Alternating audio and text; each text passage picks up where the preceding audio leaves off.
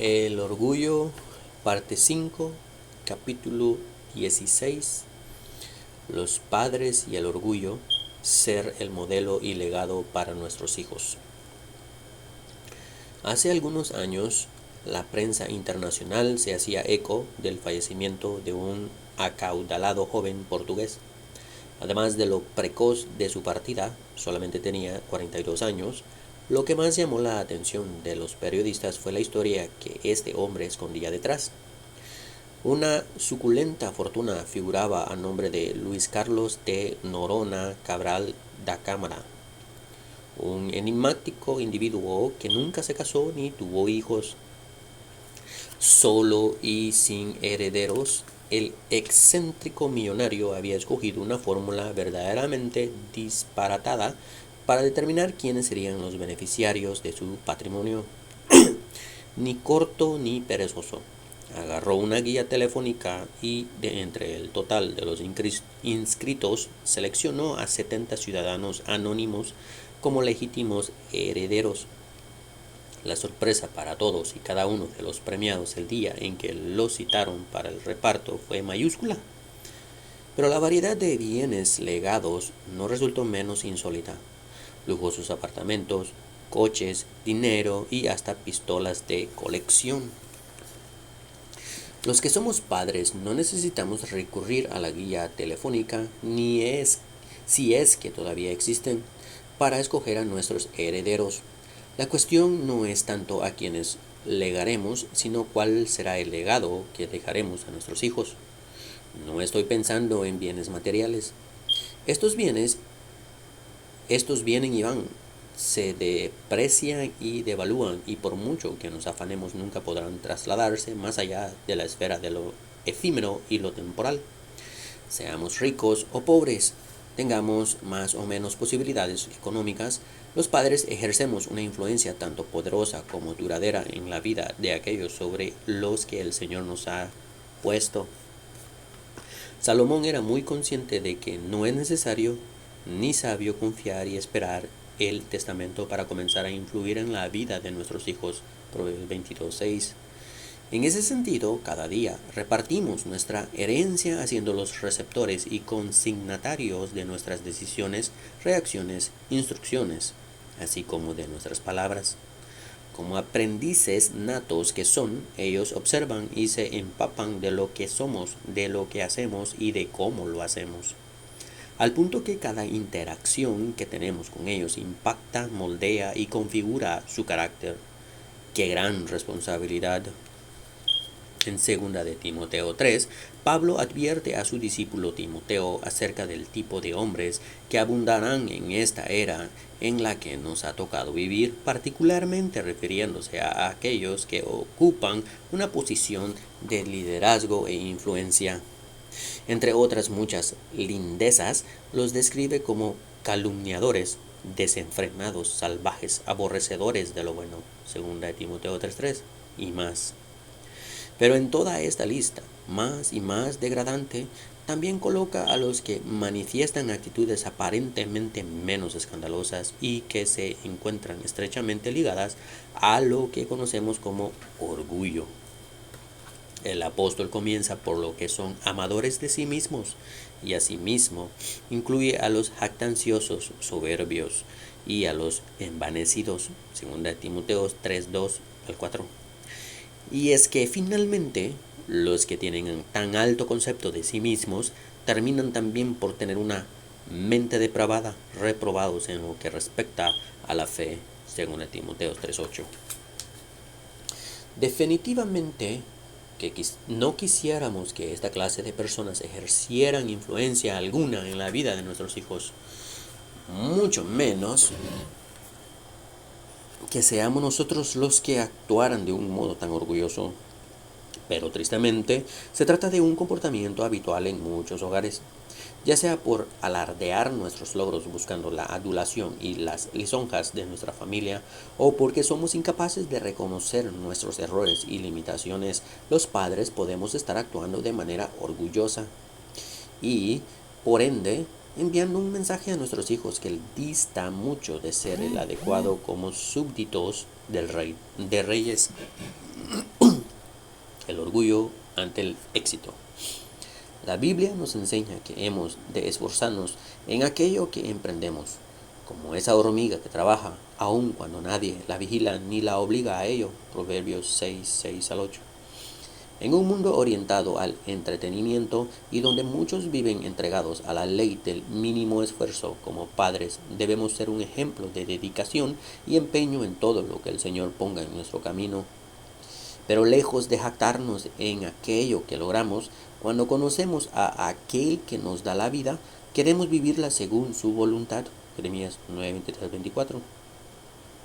El Espíritu de Dios nos recuerda que es Dios mismo el que produce en nosotros tanto el creer como el hacer. Filipenses 2:13. Por eso lo hacemos todo para la gloria de Dios. 1 Corintios 10:31. En palabras de Jerry Bridges, desde el punto de vista humano, podría parecer que hemos triunfado como resultado de nuestra gran tenacidad y trabajo arduo, pero ¿quién nos dio ese espíritu emprendedor y buen juicio para lograrlo? Dios. A los corintios orgullosos, Pablo les escribió, porque ¿quién te distingue? ¿Qué tienes que no recibiste? Y si lo recibiste, ¿por qué te jactas como si no lo hubieras recibido? 1 Corintios 4:7. Por lo tanto, ¿qué tienes que no hayas recibido? Nada. Todo lo que tienes es un regalo de Dios.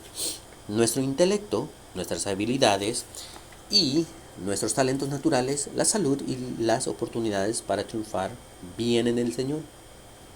No importa cuán imponente llega a ser nuestro logro, por más atractivo que resulte a la vista, el orgullo, cual ponzoña imperceptible, la contamina hasta convertirlo en un fruto venenoso.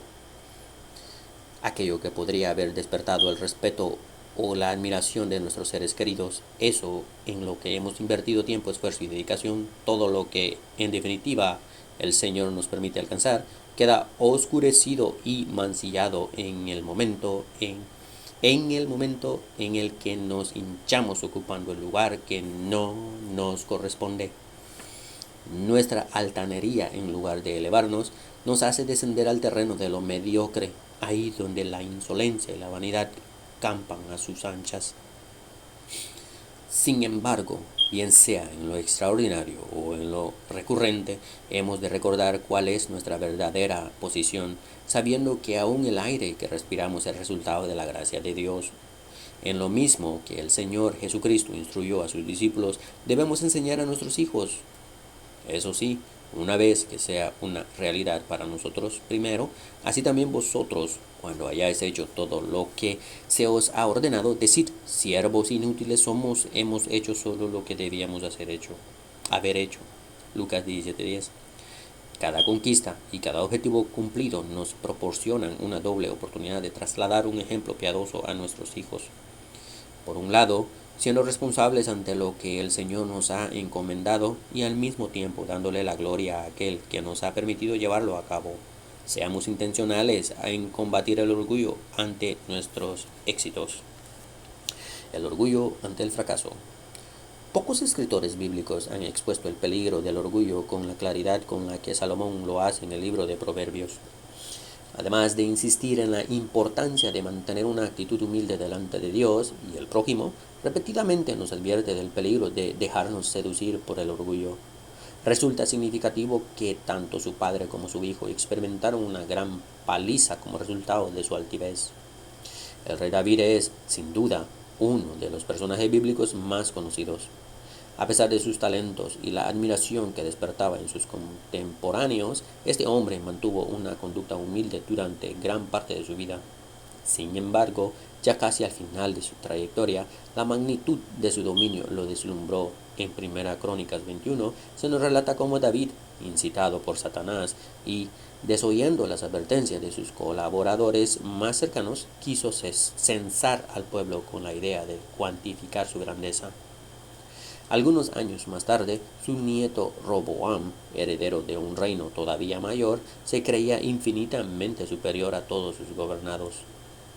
Al igual que lo había hecho su abuelo, desoyó el consejo de los sabios, pero fue mucho más allá hasta oprimir al pueblo sin miramiento alguno a fin de imponer su hegemonía. Segunda Crónicas 10.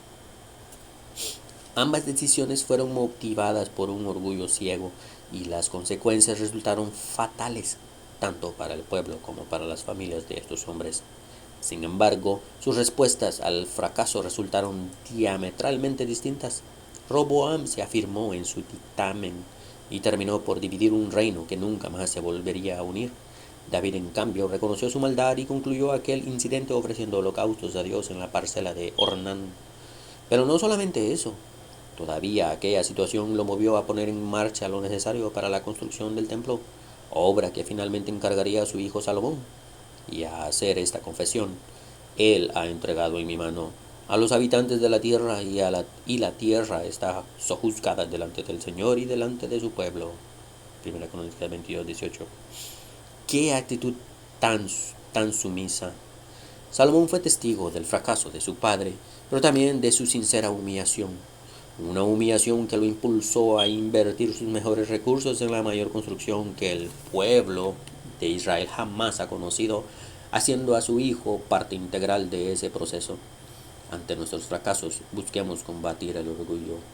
Conclusión: evita la jactancia en tus triunfos y el engreimiento en tus logros. Y en todo lo que emprendas, da a Dios la gloria debida a su nombre. De esa forma, además de vivir en obediencia, estarás legando a tus hijos un tesoro formidable con valor en este mundo y en el venidero.